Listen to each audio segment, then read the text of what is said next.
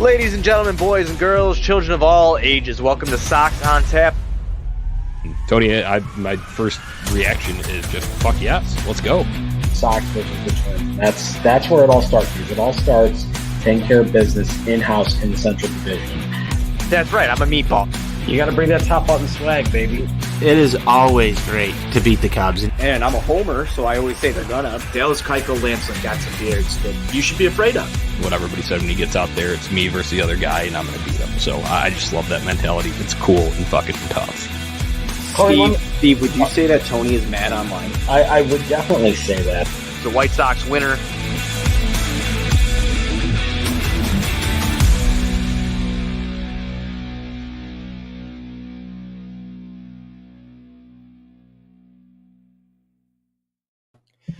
Ladies and gentlemen, boys and girls, children of all ages, welcome to Sox On Tap. I'm your boy Buzz, and I'm joined by my dude, Johnny Nani, and we are here to recap the White Sox loss to the Angels 5-3. But before we do that, be sure you're going to OnTapSportsNet.com for all your Chicago sports, literature, and podcasting needs. Following us on Twitter at OnTapSportsNet, at Sox On Tap, following Nani at Nani Johnny, and following me at Buzz On Tap. Anywhere you can listen to podcasts, you can listen to us. 5-star rating and review, because that's cool and tough. Also, if you want awesome White Sox merch, check out Grandstand. You can follow them on socials at Grandstand Sox. Check them out, man. They're absolutely fantastic. Get all your Sox gear there. Nani, this wasn't good, okay? Buzz, I mean, the title that went out, I mean, we were talking about it, and, hopefully we're having some jokes, like some okay jokes we could just, throw in there. But no, just the end result is bad, okay? It's bad, okay? It's not good. It's bad, okay? Oh, man, that sucked. That was like a heartbreaker, I mean, bottom of the eighth, and they make their comeback. We'll run through the game and everything, but I guess, the theme of this is just, the defensive lapses, multiple, that we had tonight cost the White Sox this game. And it's absolutely unreal that these little issues, I mean, that they'll clean it up. It's early, obviously. We're only 3 games in, but shit like that just can't happen, man. Yeah, and, that's the thing. You could easily pile on the 8th inning, because that's where the decisive game-winning, runs were scored. So that's easy to just go jump to. But you go and look back at the ball that Robert hit off his head, that kind of shit. How is that happening? Especially for an elite, defensive center field, because he's, he makes really hard plays look routine at times. And then that one should be fairly routine. I know it's kind of in the middle of guys, but still, then it's how are you not catching that? He shielded himself with his glove. So it's just frustrating, Buzz. I'm just frustrated right now. Yeah, I'm frustrated too. And I just don't really understand why he came up so far and called off Tim Anderson like that. I mean, TA was right there. Yeah. I get the kind of, the placement of it, because the guy coming in has a little bit better read than the guy going back. So I do get that, from the read standpoint. But if he wasn't totally sure of it, then maybe not make the call, Right, man. I mean, it's just, like I said, the defensive lapses, mental errors that kind of played a big part in this game kind of spoiled Lance Lynn's Chicago White Sox debut, Johnny. I mean, he didn't pitch a bad game at all, Yeah, I mean, the 2 runs that he gave up were unearned, Buzz. Right. Yeah, exactly. And that's a hard thing. I mean, did you see the death stare? I mean, I could be completely wrong on this, but it looked like he looked at Blue Bob and was not happy. I was manning the Sox On Tap Twitter account tonight, and after I saw that, I saw, it was the strikeout to end the inning, and I saw the turnaround from Lance Lynn there, and it was directed straight towards center field. So I put that out, and I said, was that a death stare towards Luis Robert? And multiple sauces confirmed. Multiple sauces confirmed. Oh, at least we can laugh. Okay. Well, the game starts off, Nani. I stole your style from how you always do the post games, and I got my notes up here. Yeah. And so the game starts off top of the first. Tim Anderson, he strikes out. Adam Eaton singles to center. And then Abreu grounds into a double play. So that is what started the game for the White Sox. So again, a slow start offensively. Yeah, from I the mean, top of the order there.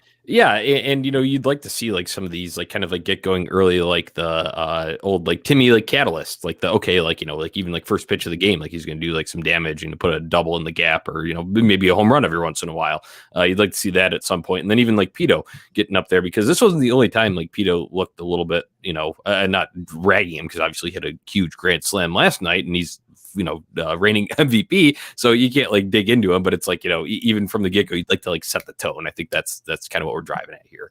Right. And it just through the first 2 innings for the Sox, man. I mean, because Moncada grounds out, Collins lines out, and then you get Yerman Mercedes up, who had a fucking phenomenal game. If there's any takeaway, that dude is just the real deal Holyfield right now for sure. But he home runs to left field, and then we get a Luis Robert, strikeout there. So the Sox are up 1-0 in the top of the second, going into the bottom of the second. And, it's just, they had so many opportunities tonight too, Nani, and I just feel like they didn't capitalize on the base bet, leaving runners on base again.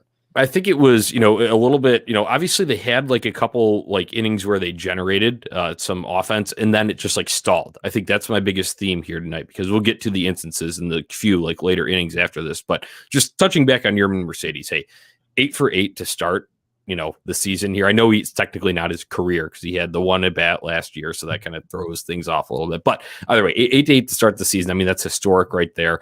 And it looked like the Yerminator just couldn't be stopped, man. And it's just a great story when you talk about how long it took him to get to the show and actually, get or earn a lineup spot. So I sucks that the loss kind of sours that, but I don't think that storyline should be overlooked, Buzz. Oh, definitely not, dude. He looked fucking fantastic. I mean, his eye even on the flyout that he had, he had a good at bat there.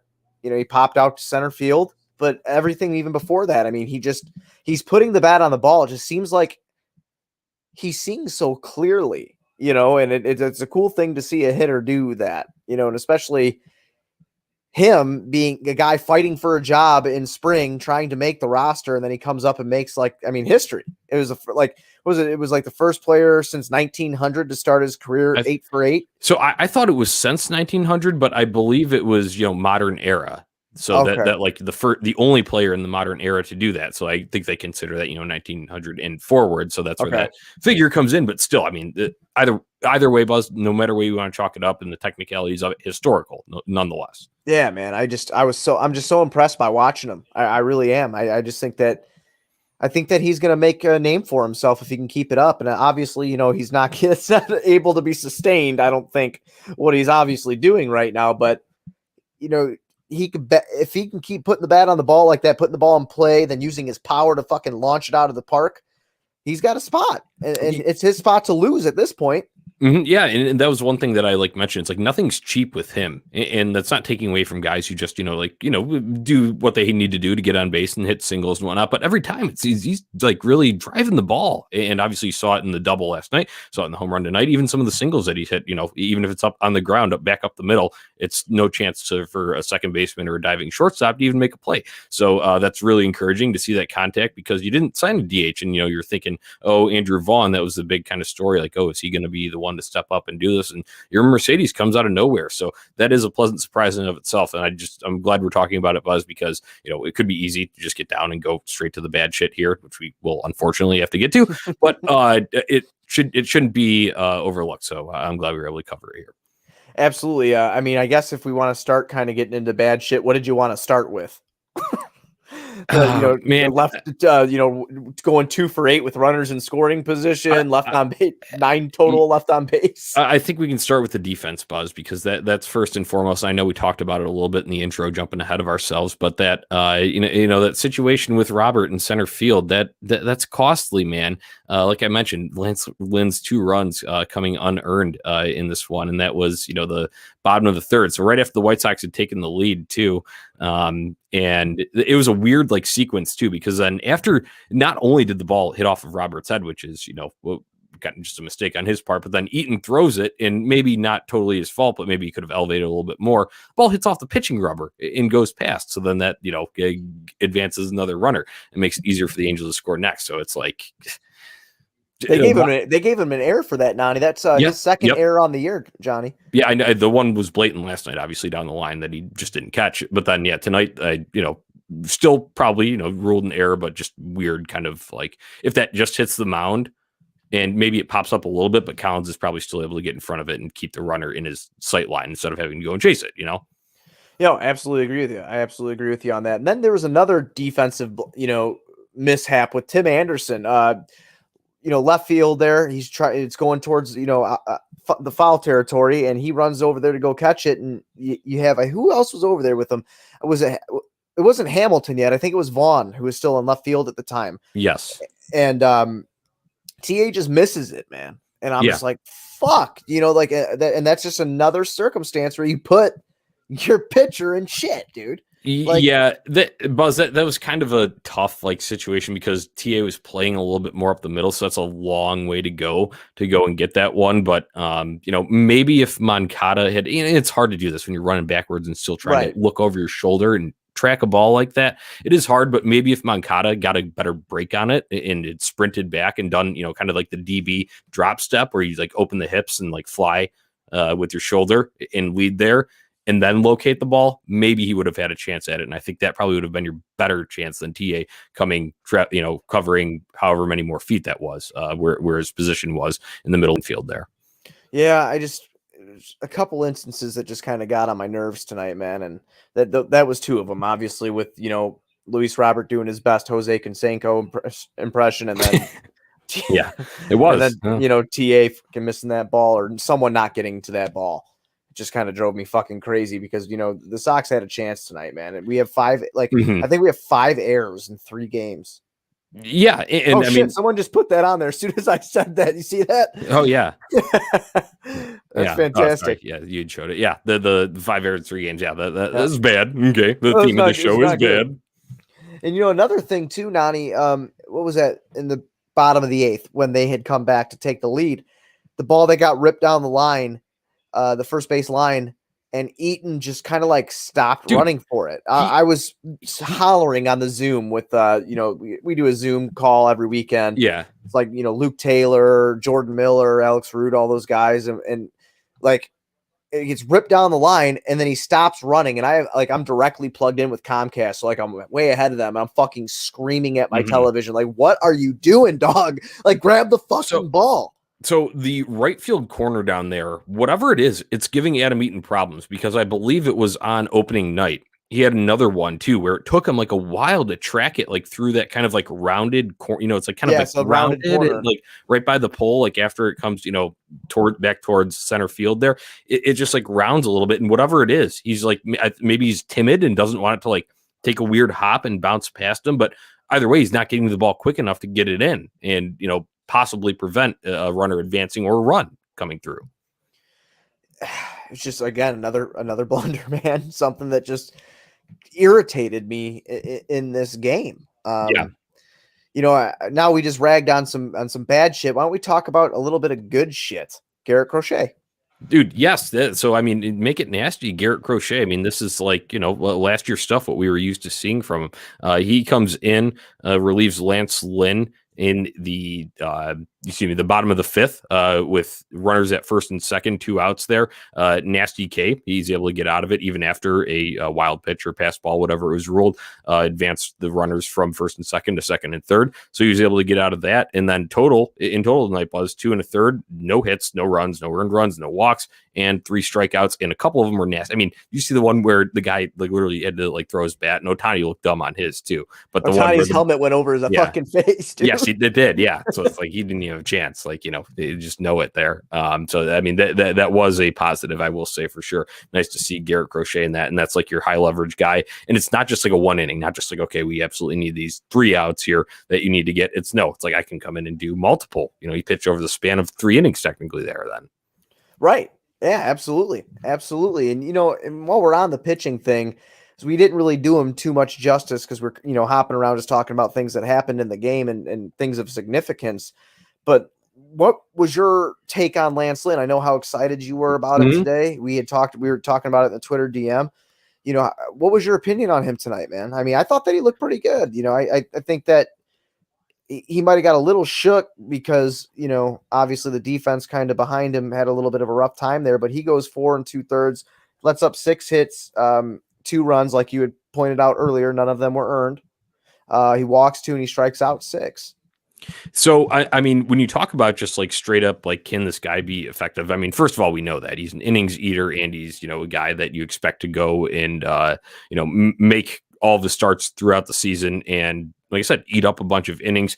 From that aspect, it kind of was, could be attributed to early season kind of stuff. And then just circumstantial factors that, get the pitch count up near 30 in the first inning there. So that doesn't, set him up for success necessarily or staying in as long as he would like, obviously, because, in spring training games, he was getting mad about being pulled after like 3 when they were still building them up. So, but overall, though, when you're talking about like specific instances, I mean, the strikeout of Trout, that was just nasty. Yes, that was like, here it is. Try to hit it, and you can't because he, had him scouted out that you go up and in on him. He's not getting around on it. And when he's pumping that 95 with a great spin right there, good luck. And even the best player in the game can't hit him. So that's very encouraging, Buzz. Obviously, both runs unearned, so you can't rag on him too much there. But I guess, yeah, you could make a, for the first inning to getting the pitch count up a little bit. And, a couple calls, too, that maybe the low pitch wasn't getting called for him tonight. So that's something that he'd probably like. And I'm sure, like he gave Robert the death stare after the drop fly ball, he probably gave the umpire a few death stares as well. Rightfully so, rightfully so tonight. I was really happy with him. And I think that going forward with him, Keuchel, who I know had kind of a rough game last night to a certain extent there, towards the end of his run, but I'm very comfortable with these 3. And it was really refreshing to watch Lance Lynn and know that this guy is in a rotation. That was just my takeaway from it. He looks good. He can paint the corners, man. He can go right at you. And it's really refreshing to see a starting pitcher like that in our lineup. I would agree. I mean, because, you just think about last year, it was just a 1-2 essentially. And then you were kind of scratching at what you could get for that third spot. Obviously, it didn't even go to Dylan Cease in the wild card series when you went to the ultimate time of when you're going to go to a number 3 there, a decisive game 3. Excuse me, you had to go to Dane Dunning. And obviously, we know how that whole thing played out. But having that 3 very solid veteran, I mean, the 2 are veterans. Giolito's still pretty young, but either way, Giolito's worked himself into an ace, status. And then Keuchel's a veteran. He's been around. Lance Lynn is a veteran. He's been around. So it does make you at least feel confident for the rest of the season that, these 3 at the top, when you're starting a series, say a team gets those guys 1, 2, 3, and so you're playing the Twins and you're starting them 1, 2, 3. I feel confident going up against whoever they put up, even if it is the top of their rotation. Yeah, absolutely. And, one thing I do want to point out too, while we're talking about this game, is that, I see a lot of people mad online, and that's going to happen. No doubt about it. But like the Angels have a pretty good lineup, dude. I mean, they're not a bad team. I don't think they're a bad team at all. I mean, that 2, 3, and 4, Ohtani, Trout, and Rendon, it's fucking deadly. Like they're good really hitters. Good yeah, they're really good hitters. Yeah. It's a tough team, and obviously this one was blown because of our own stupidity tonight, but I'm not going to like hang my head if it was like we were playing like fucking Pittsburgh or something. You know what I'm saying? Like going back to last year, how Pittsburgh was so terrible. Like this is a good team, and unfortunately it just didn't go our way. Yeah, so I just kind of piggybacking off of a point there, Buzz. When you're talking about that kind of setup, it's like for playing a team against the Angels, you just want to get out ahead of them and keep piling on when you have your opportunities. So sure, there were some good opportunistic things like Luis Robert, after he made that error in center field, he comes back and he that was a good response from him. So you do like to see that. So I do want to point that out and say that he drove in that run then there, but then it stalls after that when you're there with 1 out after the Luis Robert single to tie it in the 4th. Andrew Vaughn strikes out and Leury Garcia grounds out. So you're going out quietly. You're not even giving him like a little bit of like a push there. And then another unopportunistic thing was in the 6th. Same thing. When you have the Mercedes double, take the lead there. Robert pops out. Vaughn strikes out again. And Leury grounds out again. So, my boy, I'll call him out when he needs to be. It's just weak contact. It seems like an easy out at this point, which is, unfortunate, but that's just the reality of it. And it's not it's weird to like say from like a lineup standpoint, and baseball so volatile that anything can really happen, but it's kind of like having a killer mentality and feeling momentum. Like, okay, we got some juice, boys. Let's keep it rolling. Don't stop now, boys. I guess that's the best like encapsulation of it in a Hawkism there, but it really is. And that it did stop and it came to a dead halt when both those rallies were getting going, because we saw what could happen last night when you really feeling it in that ninth inning, when they really started piling on the insurance run. So I would have liked to see more of that tonight. So unopportunistic at the plate, sloppy in the field. And then obviously we haven't even gotten to the Evan Marshall stuff. So I don't know if you want to open that one up, Buzz. Yeah. Well, Evan Marshall came in and he comes in, dude, he strikes out Mike Trout. He didn't play bad like at first, and then all of a sudden he gets in fucking trouble, and he lets up the single to Rendon. That's when it started, correct? So I have it in my notes here. Yeah, yep. He lets up the single to Rendon, and then what was it? Walsh came up. Yeah, Walsh hits the RBI triple. And then it's Upton, and Upton just smacked. Dude, bat to ball. The thing was destroyed, Johnny. I knew it as soon as it left the bat. I'm like, oh, yeah.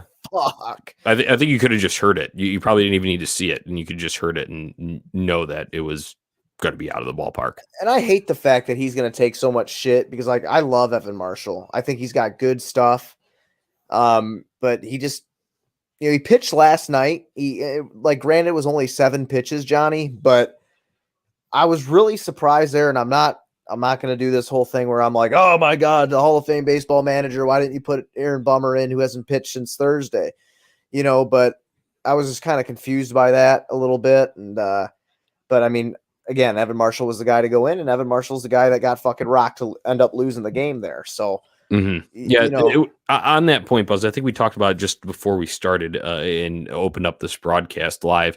Was that maybe the handedness comes into play there, because you got Trout there first, and then you got the following. It kind of switches up. You got Walsh in there. Obviously Rendon was right after that, but then you got Walsh within there, and unfortunately he did some damage against him. But maybe it was a handedness matchup there for Tony La Russa that he was thinking about. I agree with you when you were just going for just literal top options, handedness or not. I mean, Aaron Bummer's like wipeout. He's like deadly. It's a nasty, breaking pitch that can just strike people out. So you're not even like dealing with the ball in play. So unfortunately, Evan Marshall gets those fastballs in, and they were able to get around on him. So it's not, you go from a guy like Garrett Crochet who's pumping it and you can't really get around on it too much.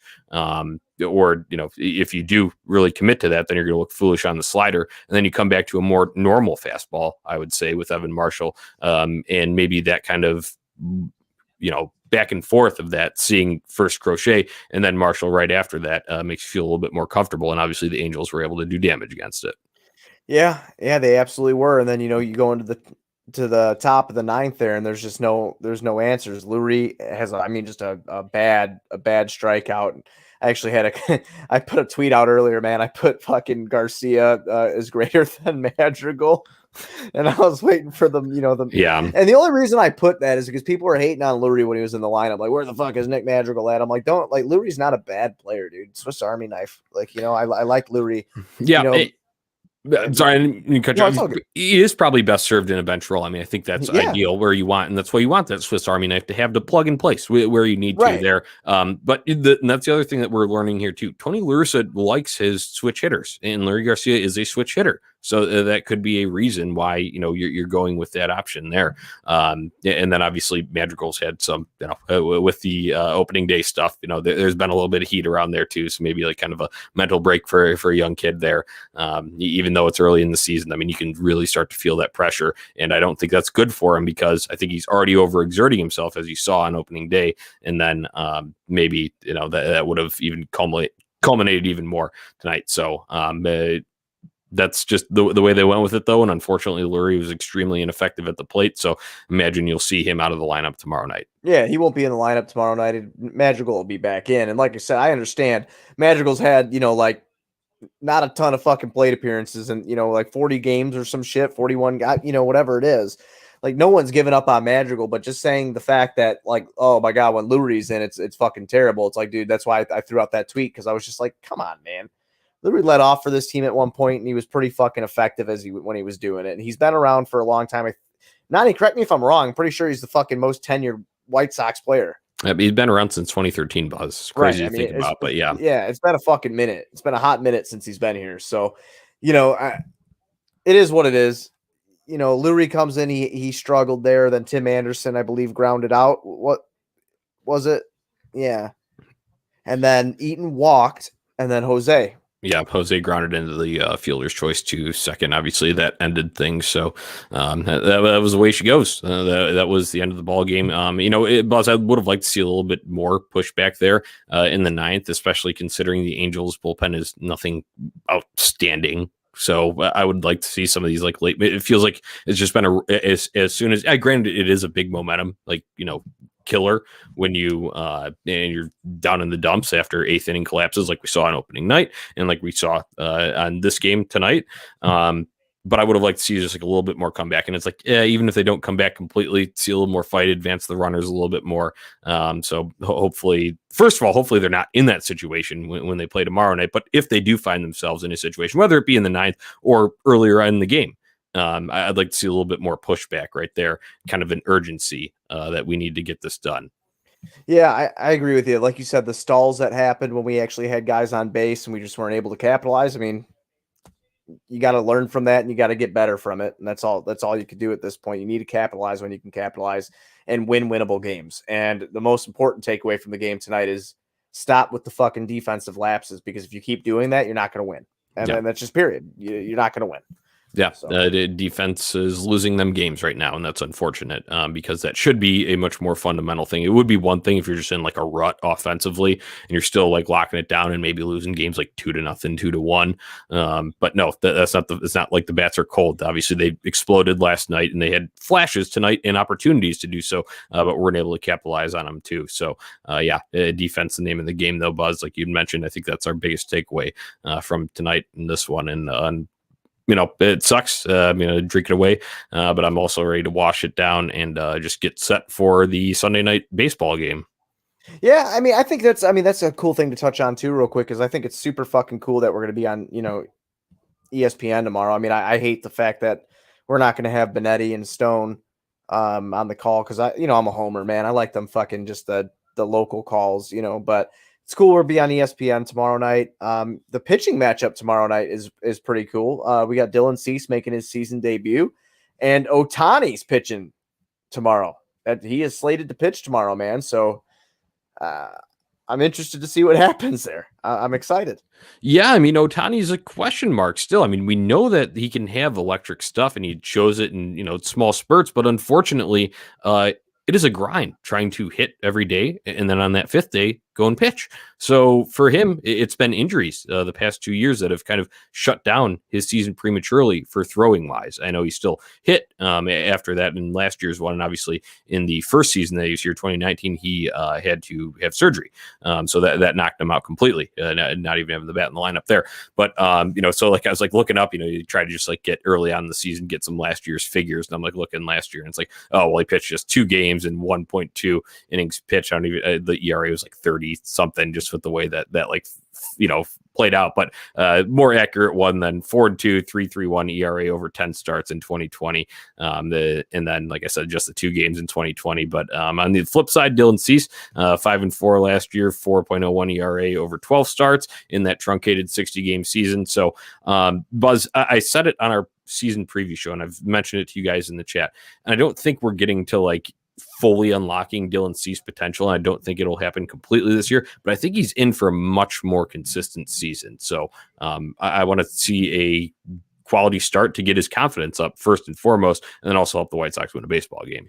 If he pitches anything like he did in his last appearance in spring training, he had 11 strikeouts then. Right. If he can keep that same shit and he can keep it consistent, that's a really good fourth starter, and even moving into the Seattle series, which starts on Monday, and you have Rodon coming.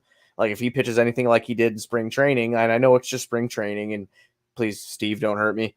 But it's just like, if it's anything like that, we have a good pitching staff. We have a legitimate chance to keep it going. It's just, we're going to need more than, 12 to 15 outs from our starting pitchers. So you don't want to tax that bullpen right off the bat, Nani. You don't want to do that. Yeah, so I mean that's going to be the name of the game for Dylan Cease, inducing ground balls too. Because if guys do get on base, use those off-speed pitches at your disposal. That you hopefully now, like I said, more consistent, more command. Obviously, that's always been an issue with Dylan Cease. The command, we know the stuff is nasty when it can be on, but it's always just been about location.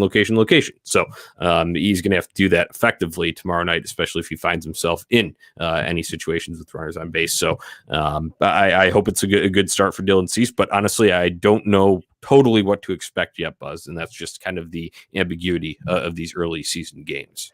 It's going to make tomorrow so much fun, brother.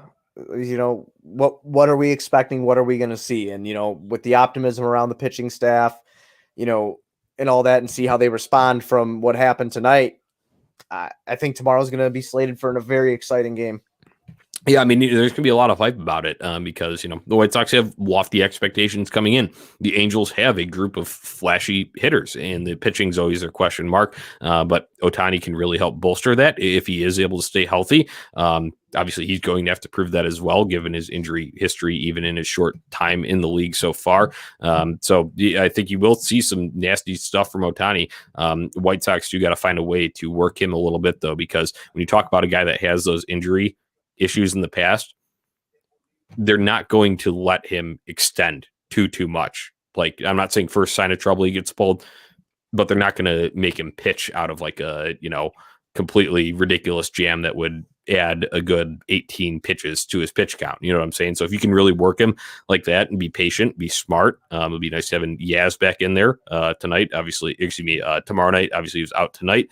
Collins starting behind the plate, but he is one that can work the count. Yohan Moncada can do that as well. And then maybe you get some timely hits in there. And I think that's the recipe to getting to Ohtani and getting him out of the game. Oh, yeah, absolutely. You know what, man? Just speaking on it, too, when you're bringing up Collins, he tattooed a couple of them tonight, man. He put the bat on the ball real good a couple times.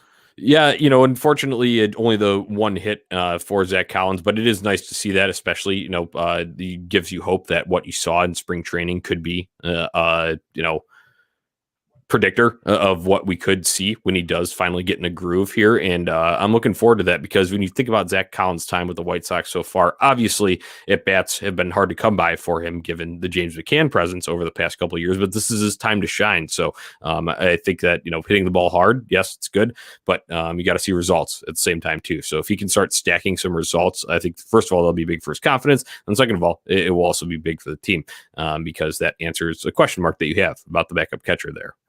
Right, absolutely.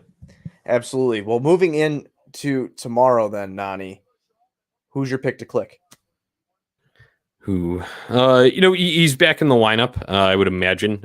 I can't see a situation where he's not playing tomorrow, especially since Collins caught tonight. So I'm going to go with Yaz. You know, he's one of my favorites. I love him. Haven't picked him yet so far this year. So, yeah, I'll do it to round out the series. Yasmani Grandal. How about you? I'm going to go Yohan Moncada. He's got 6 strikeouts over the last 2 games. Kind of just feels like he's just there, Johnny. Does that make sense? Like, it just doesn't feel like he's outside of opening day. Yeah. Outside of opening day. Right. Just last 2 games. It just feels like he's kind of there instead of like a staple within the offense. Mm-hmm. So I'm going to take him tomorrow. Hopefully he wakes up and he starts making some shit happen.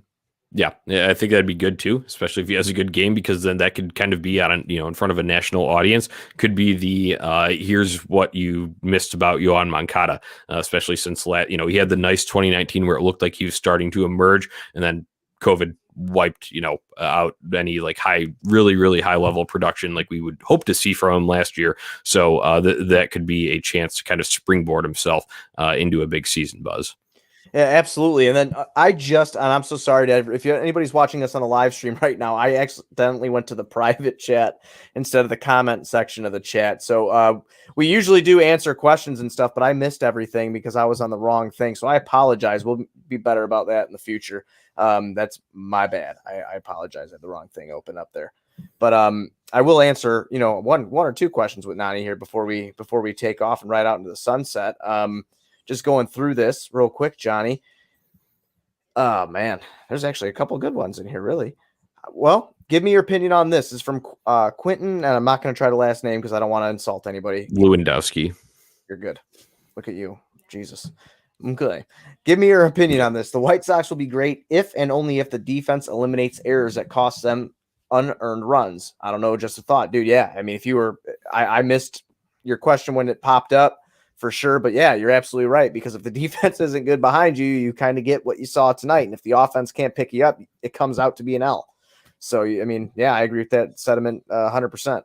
Yeah, I mean, defense cleans it up. I mean, you're talking about probably a winner tonight, I would imagine. So, I mean, I think that's a very, kind of easy one to like just go and point that, like, oh yeah, just clean it up. And there are other things that will have to go right as well. I mean, you still got to hit because you could defend well all the time, but then if you go cold for stretches, which I don't think this lineup is too prone to, that kind of answers the question in a nutshell. I think that yeah, if they do clean that up. And you get the effective bullpen, like because that's the thing with like Evan Marshall too, like even like Nails in 2019 came out of nowhere, and then 2020 he was really good as well. So it's like you said, we hate like piling on him there, but if you get those like performances to like continue stabilizing at levels that they were last year from those supplementary guys, then obviously you got your big names in Bummer and Hendricks. So as long as those stabilize, I think clean up the defense, and you're looking at a division contender, absolutely, and could make some noise in the playoffs, and hopefully they have it figured out sooner rather than later here.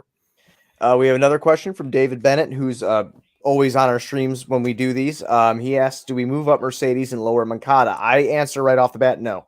Leave Mercedes where he's at. Let him keep cooking there. It's kind of back when Tim Anderson, 2019, when he was consistently batting seventh constantly, and he won a batting title. Everybody wanted him to move up, and I was a proponent of that as well. But until he had sustained success is when you really want to move somebody forward. Mercedes has been fucking fantastic. No doubts about it, but leave him where he's at. Let him keep cooking. Yeah, I would agree. And it's a kind of a strategic thing from Tony La Russa as well. He likes the option. I told you, he likes these switch hitters. He wants to have that in the 4-hole. So you saw it. Like, that's the thing. Like, if we're talking about performance from opening night, from Thursday night, we're not even entertaining this question, Buzz. Even if Mercedes is hitting hot, because Moncada would still be hitting hot too, and you'd be like, "Oh, he's the more proven option." Like, it's no question. Like, you just keep him in there. So obviously, the last 2 games haven't been good at all. You got like the platinum sombrero last night, which was brutal. But so I think it's just a Yoan adjustment here, and we had all predicted him. David, if you didn't listen to our season preview show, we predicted him as team MVP. So but I think we're going to ride with Moncada in the 4-hole for now still. Yeah, I'm not ready to give up on him yet. In the 4-hole, I was actually a big proponent of having him bat second forever, and I think I've been saying that since we launched Sox on Tap, is that's where I want Moncada to bat. But I mean, again, his 2019 numbers, obviously 2020 I kind of discount, like we talked about on the season preview show, because of COVID and how that affected him, his health and everything that he was trying to do, because it really did hurt him and mess him up. But leave him where he's at. Moncada is going to be all right, no doubt about it. And then last question that we'll do now, because we're running a little late here, but it was oh man, it was from DJ. There it is. I got it. Tell me why they removed Crochet from the game. He gave up 0 hits and 0 walks. Was only 2 innings in, doing fantastic. Could have had that game if we left him in. Well, yeah, he went 2 1/3. He only threw 26 pitches and he had 3 strikeouts. We touched on his appearance earlier in the show. Like Nani brought up before, I mean, he's a lefty. Tony went to a righty to face Trout, guy that I mean, that's the only thing I can really think of. I'm not really sure other than that. If there was a reason. I want to say it was the handedness that Tony saw in there, because that I think you would go to Bummer, Buzz, like you had mentioned earlier. Right. Even if Crochet's night was done there, I know the commenter had mentioned leaving Crochet in, and I agree. I mean, he looked good. He was wiping guys out. It's just like nasty stuff.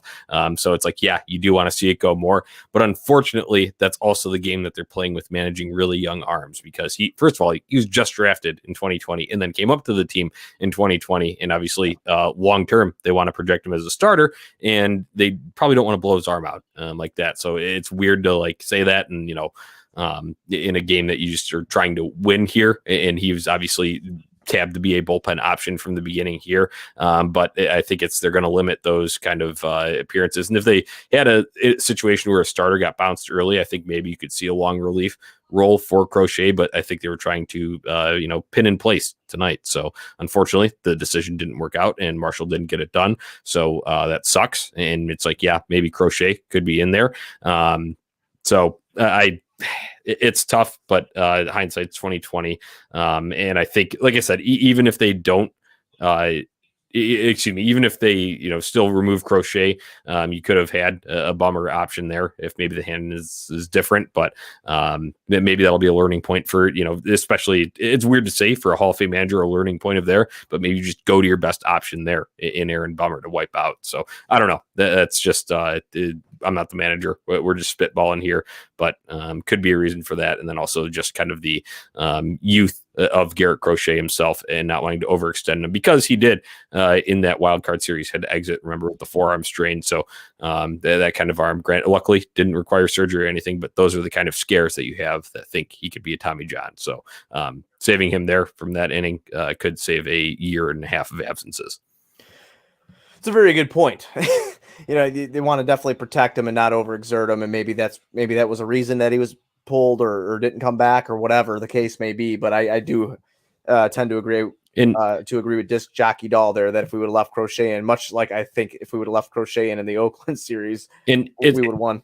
And it's just a little bit different for a lot of getting up and coming back down, because he had maybe if he started. So I think this might be different. If he didn't come in for that last third of an inning to relieve Lynn, and Lynn was able to get out of that on his own, or they'd gone to just someone else for that last one there, maybe that's when they would go and say that was, Crochet just pitched the 2, not the 2 and a third there. Maybe they start him out that inning. So possibilities, but like I said, you could probably play this thing out and have a bunch of different options if you're going down like a flow chart of event happened here and then the residual effects of it. So right, that's all. That's all I got on it.